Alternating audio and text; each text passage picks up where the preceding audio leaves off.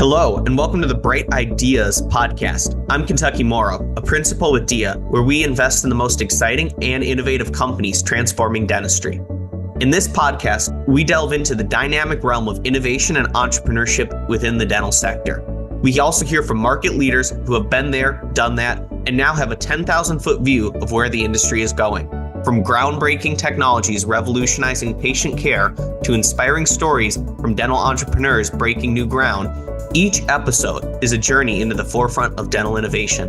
Get ready to get inspired, informed, and empowered as we navigate the ever-evolving landscape of dental entrepreneurship. Whether you're a seasoned dental professional, an aspiring entrepreneur, or simply curious about the future of dentistry, this podcast is your ultimate guide to uncover the future of dentistry together. Let's jump in. Hello, everyone, and welcome to the Bright iDIAs podcast. We have a very special guest today. It's Bill Neumann from Group Dentistry Now. He's industry luminary. I'm sure you've kind of read some of his work before. Bill, pleasure to have you today. Yeah, thanks, Kentucky. This is always fun, especially to be on the other side of a podcast. I can only imagine. Well, you have a very long history and an influential history across the dental industry. How did you get involved initially? Yeah, it's a great question. Really, it's by chance. I was working for a division of Ford, and this was back in the early 2000s. And it was just, I was stuck. I kind of hit a ceiling. I didn't want to move my family. And so it was like, what do you do next? And I realized there wasn't an opportunity there. So early 2000s, if you can think back that long, really pharmaceutical was big. So I was always pretty much out of college. I was in some type of sales role, and pharmaceutical sales was where it was at the time. So I really looked hard, probably interviewed with over, say, half dozen pharmaceutical companies, grueling interview process, 8, 9, interviews. I would always feel like I would get to almost that final interview and would just never get it and get that job. There's always somebody better. But while I was looking for opportunities there was a med device / dental position that I happened to apply for. Never thought of the dental. I just saw med device. And it ended up being a company called Coltine Whale-Dent, a Swiss manufacturer. And they were looking for a salesperson in Philadelphia, New York, and New Jersey market. And so I applied and had the interview and seemed really, really interesting. Again, never really looked at dental because I knew it. I went to the dentist, but beyond that, I didn't really think of the industry behind it. So it sounded like a great role. The hiring manager was, somebody that I thought would be, worthwhile finding out more from. And when I started to learn more about it, I thought seems like a great idea. So it was by chance. Oh, that's great. Well, and it was great timing in terms of career pivot to early 2000s before the auto decline. It kind of by happenstance couldn't have worked out better. Well, yeah, it was really really interesting. The division of Ford that I was at was Hertz Rent-A-Car, and we can talk a little bit about that.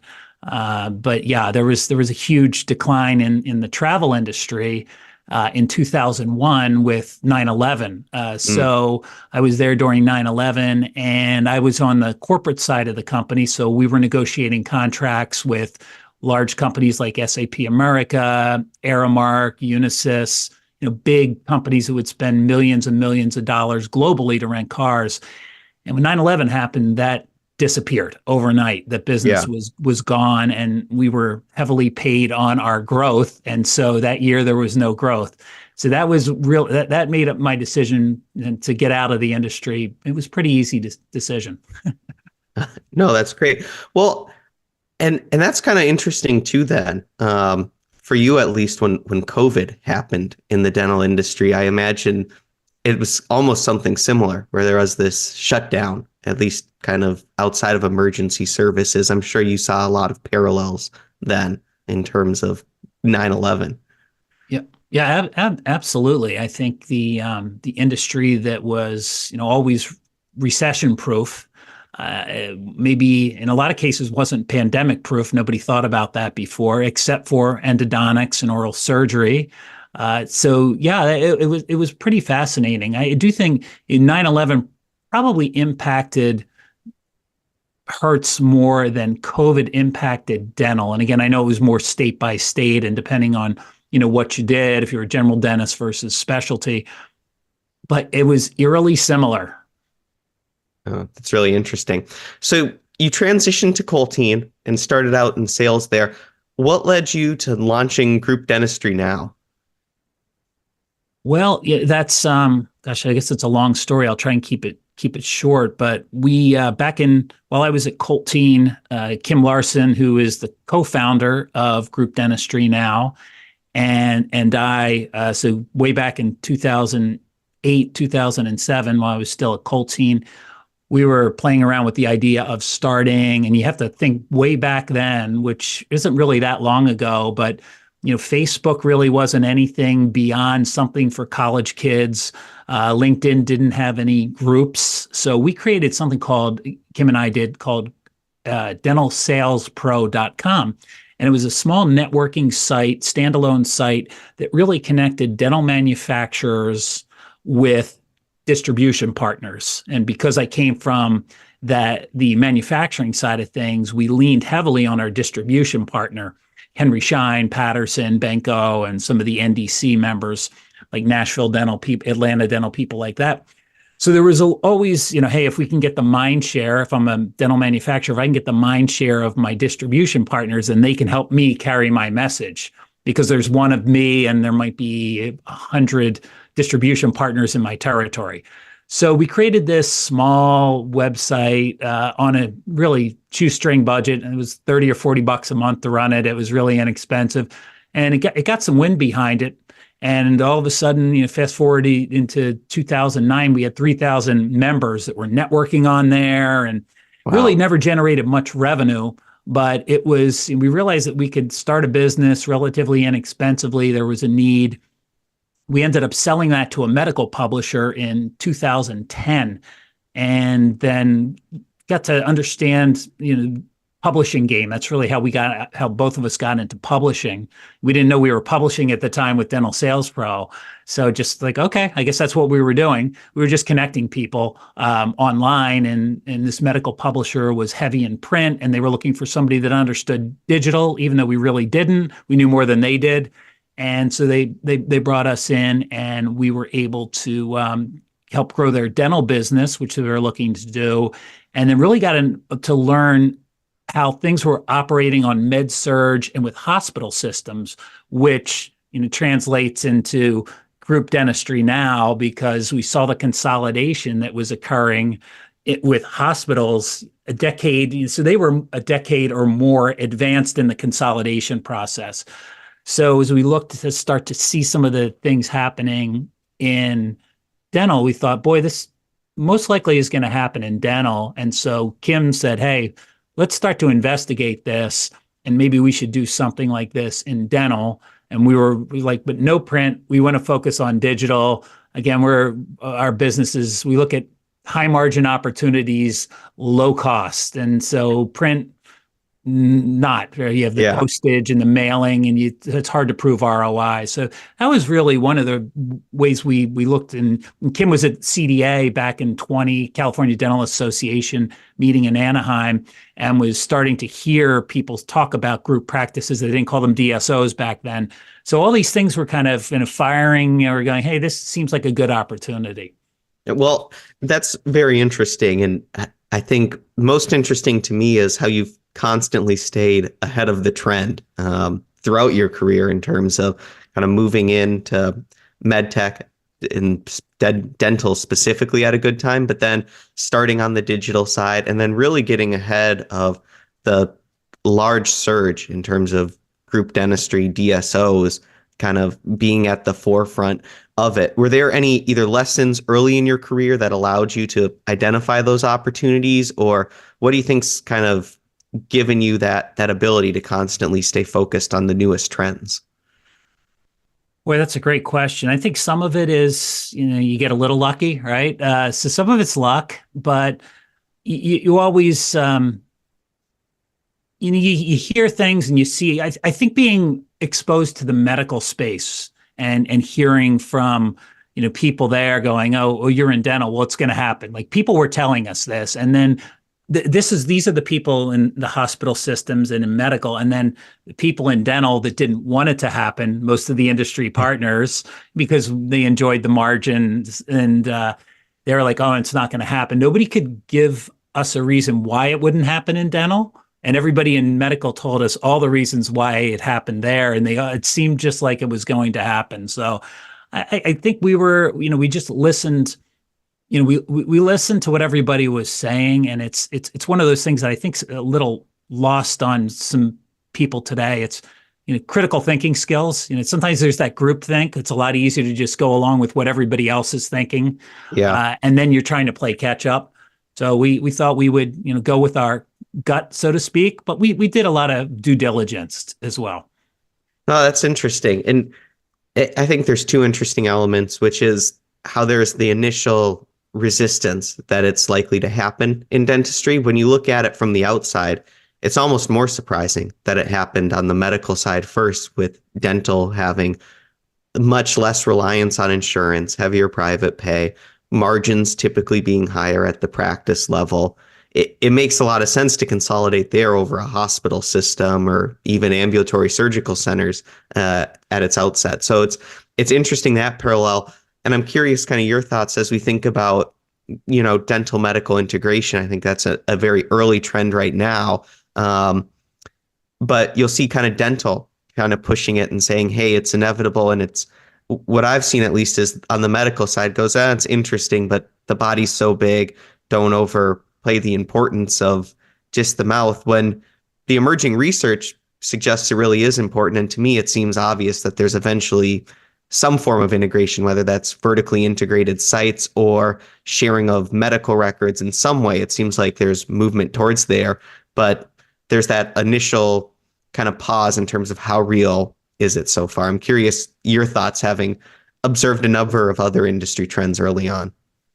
This is a tough one. Kim and I talk quite a bit about this, and I've heard, again, you hear from people, and you see what Pacific Dental's doing in particular with Memorial Care in Orange County, and they're putting a lot of stock behind it. And I think if anybody can move it forward, it would be Pacific and some of the larger, and you even have Aspen Dental and some of the different healthcare verticals that they own. They have med spa, they have their urgent care clinics. But the one thing that I heard from someone on the East Coast that's doing this, and it really ties into what you said earlier, Kentucky, is that dental is really pushing this, and I think they're embracing it. And so what this one group based out of New York was saying is, we work with hospital systems, and we find that the dentists do a really great job of referring to the medical practitioners, the doctors, but the primary care physicians do a lousy job of referring back to the dentists. So it's until it becomes something where it's working both ways. You've got this push from dental to medical, but you don't have the push back, and it's I think it's just gonna take a while, and it's gonna take. And there's the education's out there. The ADA's been talking about this for decades, and we're getting there, but it just seems slow. Yeah, that's interesting too, right? Because it is that dental pushing towards medical, and I'm almost surprised that there hasn't been a greater push from the medical side into dental, given the historic PE interest. It makes sense to look at adjacent industries, so it's something interesting to watch. In terms of kind of those lessons that you've been able to apply, was there other lessons that you were able to apply from early in your career in the auto industry that have been applicable to dental?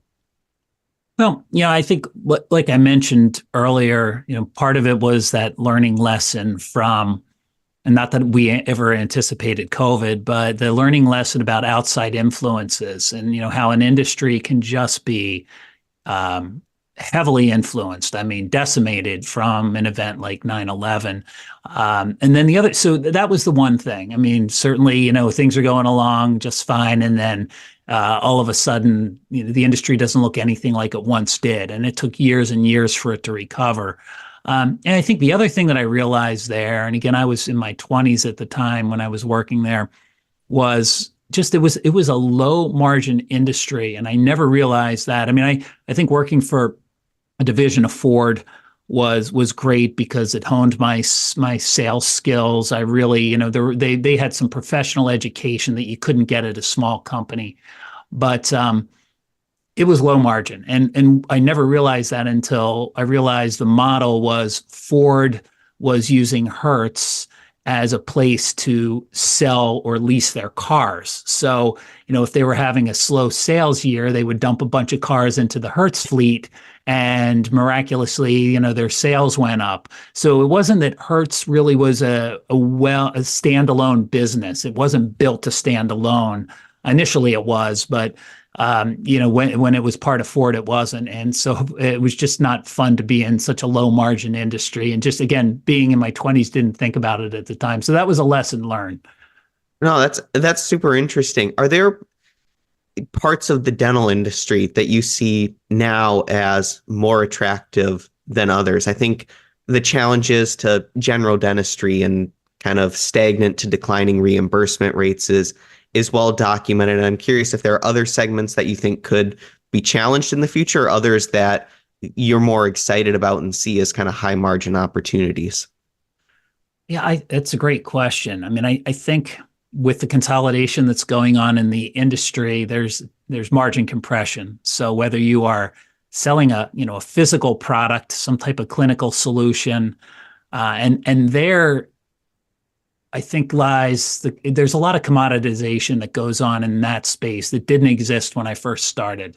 When you were selling to solo practitioners that were very clinically focused, and you had access to them where you could go in and demo and talk about the tensile strength, or when it came to composite, that it would shrink less than 2%. There were things that stood out, and you could put it in their hands. It wasn't such a business decision for them. It was more of a clinical decision, and now it's changed a lot, and it should. I mean, there should be the balance of the business decision and also the benefits to the patients and the clinicians. So with that comes some margin compression, and the fact that maybe some products where there might be many options, they become commoditized. So I think there's that challenge. I think technology is exciting. I think solutions that make practices and multi-sites more efficient. I think the opportunity to do more with less people, as we know, there's still a recruitment and retention challenge that isn't going away. Things like that, products like that, solutions like that are what I think I would focus on. Although there are some clinical solutions that are different now. And there are a lot of clinical solutions that have been out there for 40 and 50 years. So there are opportunities there, and that's where you really need to get to that clinical director at some of the larger groups and have conversations with them. And again, a lot of that's around efficiencies. You have clinicians that might be younger at some of the larger DSOs that need easier solutions, something that would, they don't need to have as much education. And I think with whatever it is, whether it's a clinical solution, whether it's a technology, a company really needs to support that with training and education, because you could have the best product solution out there, but if you don't have the people to support that infrastructure to support that, then it's really not going to matter, because you really need to educate and train and support.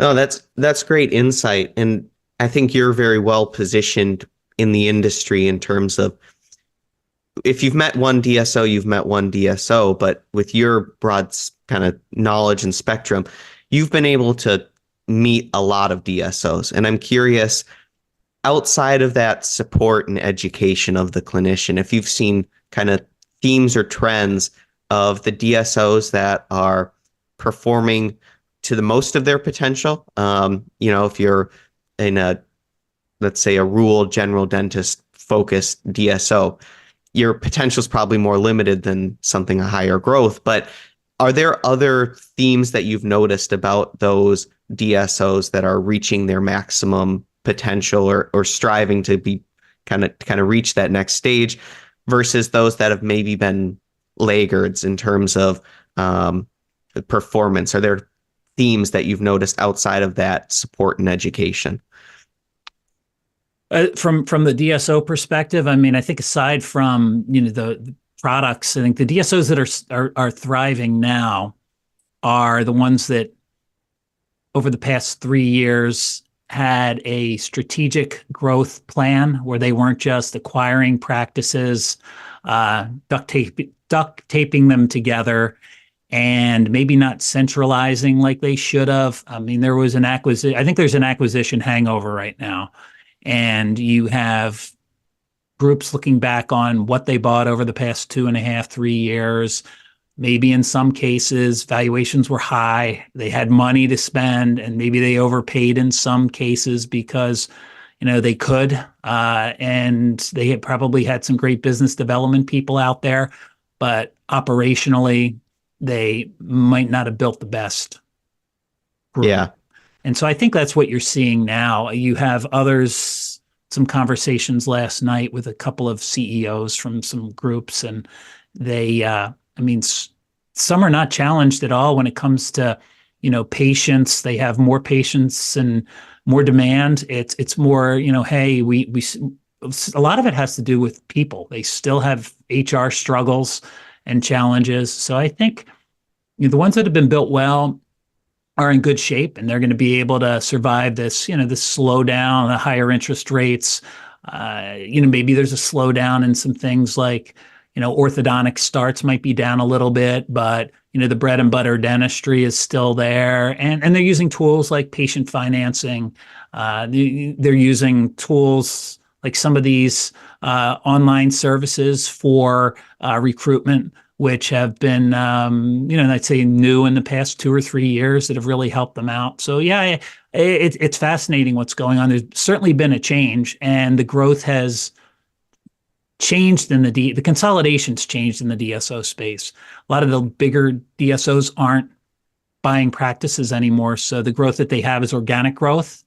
And then I think what you see is this, fascinating dentist entrepreneur that is, growing, where it's, I've got a practice and I might add 2 or 3. So I think that's where we're going to see a lot of the growth. And that's great because that goes back to the clinician, right? They're clinically focused.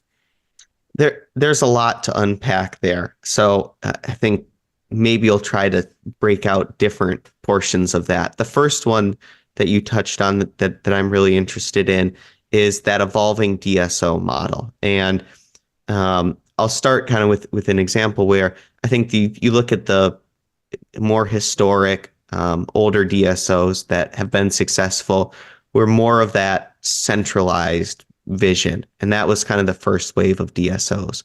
What I've seen, at least in the market, to your point, is that clinician-led DSO being kind of the second wave that we're seeing. And MB2 is a good example of a partnership-driven model. And from kind of my outside perspective, it's a balance, right? If you're more centralized, getting doctors on board, retaining staff might be harder, but those operational controls where you can standardize the systems used, easier to maintain.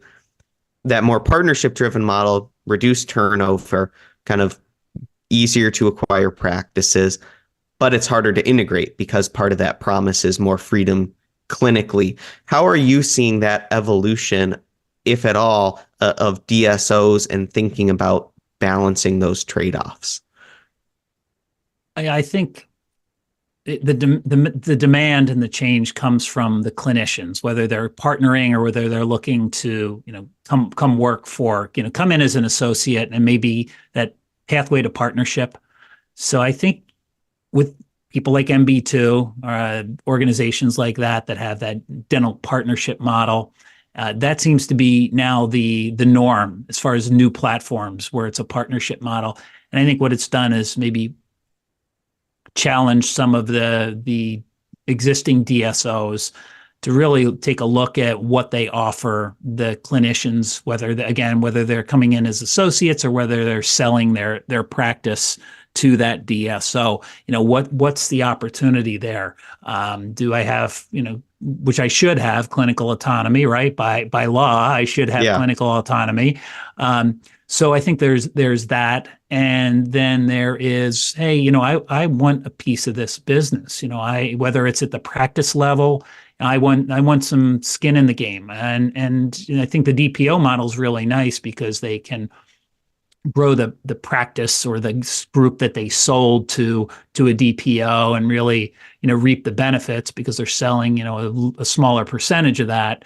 And I just think that kind of has forced the industry to really take a look at itself. I do think also on the associate side of things, it's like, hey, how do you help me pay down my student debt? And then we go back to education. So, hey, how can you, help me out? I want continuing ed. Maybe there's some things that I want to learn that I didn't learn in dental school.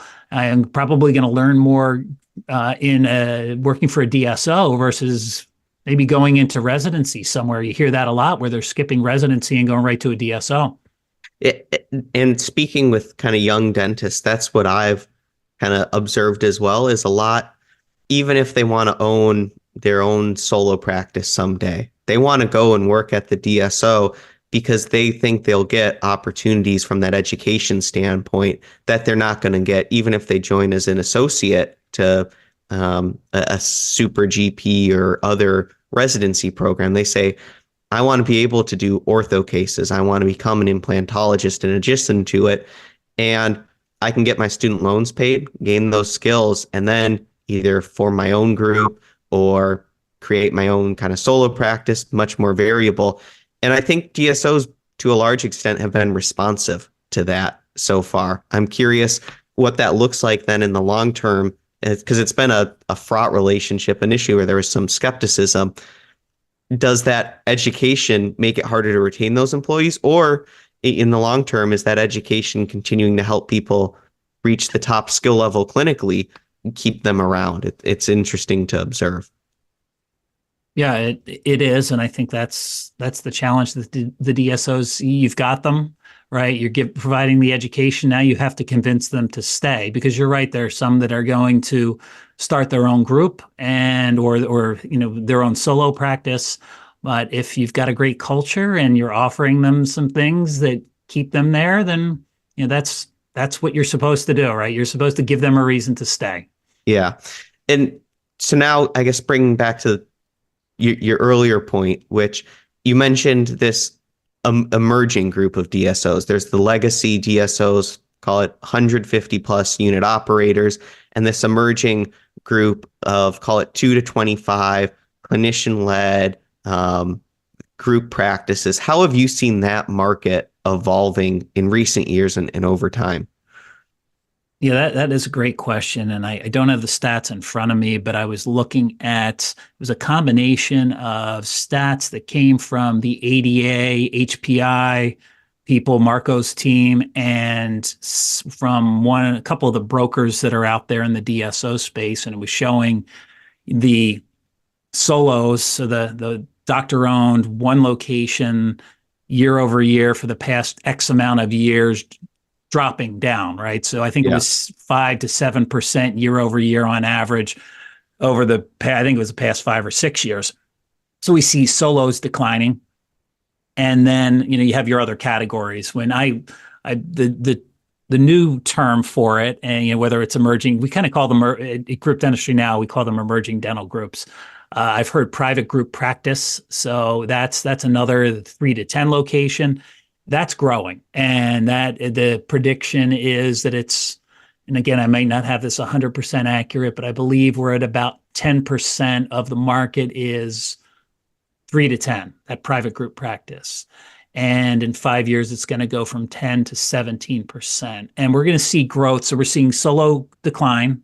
We're seeing that private group practice, the doctor-owned and led, not necessarily centralized, no outside funding. So they're getting, besides, the banks that they're working with now. So not a lot's changed there.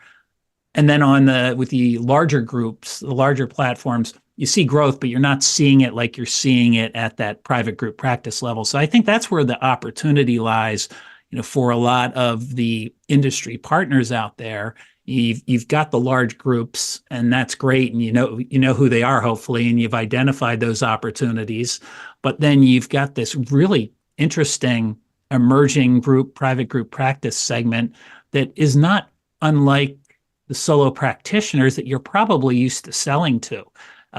Becoming a little bit more business savvy. You might need some additional solutions as they scale, but that's where I really see the opportunity. And it's exciting. That's the part, I think, of the industry that gets me really excited now.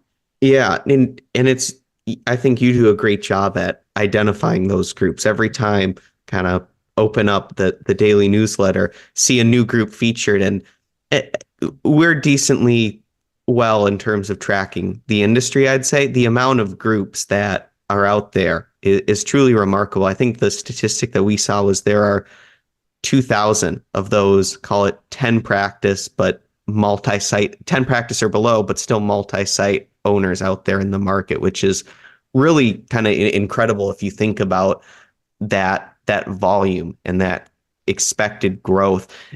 Are there things that you at Group Dentistry Now do in terms of kind of finding those early stage groups? Do they reach out to you, or how does that balance work? Because I feel like there's new ones every single day. I think that's I have to sing Kim Larson's praises. Probably do that a lot through the podcast, but she's pretty connected. If you look, she's on LinkedIn, and I know that's a question you'll have for us, is how to get in touch with us. But if you're in the dental industry and you're not following her, has I think 32 or 33,000 LinkedIn followers. Wow. So she's maxed out her connections. You can't connect with her anymore. She's kind of above that limit. And I'm kind of ashamed to say I'm about half that. So I've got a long way to go. But so the reason I bring that up is she gets a lot of people to come to her and say, hey, we've seen what you've been doing on LinkedIn. And we have a new group, and we love to get the message out through the Group Dentistry Now platform. So a lot of that comes to us, and then on Group Dentistry Now we have something called the DSO Deal Roundup that we do monthly, and we get that information a couple different ways. A lot of it's public, but then we have relationships, and that's why this is still a relationship industry. With technology and everything out there, relationships still matter. So we have a lot of the DSOs that'll come to us and share that information. They know the DSO Deal Roundup's there. They don't want people to miss them, so they'll send us those updates. And a lot of times we'll get information from DSOs before they do a press release, because they know that they can get the message out to the right people through our platform. And then one other thing I want to mention, because you mentioned the emerging groups, we're right now working on, or I should say Kim is working on, the emerging groups to watch. And we do that award every single year. So we have groups that come to us and they'll apply to become an emerging group to watch in that given year. And we typically have anywhere from about 5 to 10 winners. Our editorial board will go through the applications, and then we'll choose based on the way they answered the questions. And then we do an award at the DSO Leadership Summit every year. We actually hand out the award and invite the groups to come. So we are actually working on that, or Kim's working on that right now, and that should be out at the end of the month, which the end of January, beginning of February.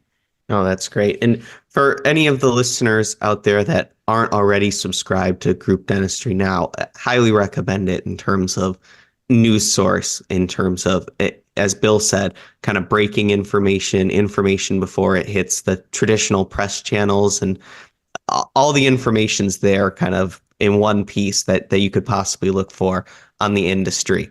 This has been kind of great in terms of focusing on a view in terms of where the industry's been, where it's going. I'm curious if there's anything that has you particularly worried about the industry in the future. There's this new kind of emerging group that you're very excited about, but are there any fears you have for the dental industry? Yeah, that's a good question. I think we touched on it earlier. It's a relatively predictable, stable industry, which is great. We don't see these giant, we don't see growth it's not huge, but we don't see the down. We don't see the ups and downs. It's really consistent, so we can predict things. Aside from pandemics, it's really stable. I do think that we still haven't seen all the fallout from the acquisitions of 2020 and 2021. There's been a couple. There was a lawsuit in June, July of last year from some of the doctor partners at a big DSO. So I think there's some docs that may get burned in a couple of cases, and which is really a shame. But again, I'm very excited about that private group practice. So I think there's going to be a little bit of a shakeout with some DSOs that maybe are struggling with the debt that they've incurred over the past couple of years. But overall, I really think the industry still has a lot of runway. It's exciting. I'm super interested in seeing how private group practice grows, and whether do we stay doctor owned and led? Do they stick around at 5, 10 locations and we see that market really grow, or do we see them build? And because some of them are building to sell, but I think right now, because valuations aren't where they were maybe a year or two ago, I think expectations are a little high right now for some of the docs looking to sell to DSOs. Yeah, no, I think that makes a lot of sense. Maybe a bit of a pivot in the conversation, but a lot of these emerging groups look to you. But one thing that maybe isn't as well known is you also will work with a lot of earlier stage startups, both emerging groups, but also those technology companies, and really have served as a mentor to a lot of them and a lot of people in the industry, which is great. It's hard to have too many conversations where your name doesn't come up as someone that people look up to. I'm curious on the flip side, though, if there were any professional mentors you had either early in your career or within the dental industry that kind of have guided you or helped you become such a good mentor to others.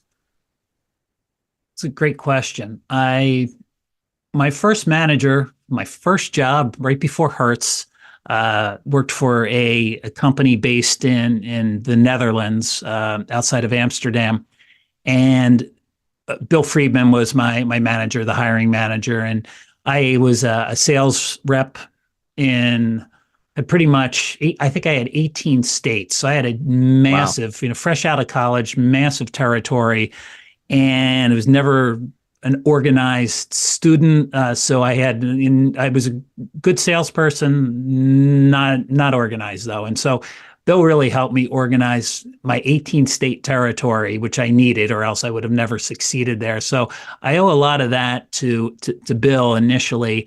And then I would say more recently on the mentorship side of things, and it's great because I work with her, is Kim Larson. And she is much different than I am, where I'm very sales driven, and idea driven, but still have that challenge when it comes to organization. She really keeps me grounded, and I think we're a good balance. So I look to her when it comes to organizing things, and we're a lean company. So, if you're not organized, you're in trouble. You can get bogged down in ideas or in details, and it could be a recipe for disaster. So I look to her to keep me on track when it comes to organization and operations. That's why she moved from being a chief marketing officer to operations, because that's really her skill set. Oh, that's super interesting. I have to say, from the outside, would never say kind of focus or kind of operations was not a strength of you, but Group Dentistry Now. But it's nice to know then that it's Kim in the background making that happen. In terms of your mentorship to others, I think it's interesting, right? Because one thing we tell a lot of the startups that we invest in is there's always 1,000 opportunities available, and you have to stay focused. And you've done a great job, it sounds like, applying that in your professional life to capitalize on the opportunities available to you by staying focused, even if there are these other ideas. What's some other kind of advice that you often tell a lot of the companies that you work with as a mentor? Well, there's still with some companies, which is amazing, pushback on the DSOs, right? And you may have heard this, Kentucky, but and a lot of it has to do, I think, with maybe some of the companies that have been around for a long time. So those legacy dental manufacturers that really enjoyed the margins that they had with solo practitioners and see, again, to get back to margin compression, it like hurts everybody's ears, but and the reality is that you can't sell your products and your technology, your services to DSOs or to solos the same way you could sell them to DSOs. You can't. It's a different mindset. It's a different value prop, and I think you have to make that pivot. And so for a lot of the companies that have been around a while, they don't want to make the pivot, or what they'll do is they'll do it. I've seen this happen too, where they're like, okay, we're going to jump in the DSO multi-site space. They'll do it for a year. Didn't work. We're out. We're going back to solos. Yeah, I've seen that, and I did. Which you scratch your head and you say, okay, you invested all this money, and you think it's in a year that all of a sudden you're going to penetrate, the industry. It's methodical. It takes a lot of time. It is a different mindset, and I do a lot of consulting work with industry partners, whether they've been around forever or whether they're relatively new, and it's a commitment in time. There's a commitment. It's certainly a dollar commitment, but it doesn't have to be huge. I mean, it really doesn't. You just have to think a little bit differently. And, again, this is where the critical thinking comes in.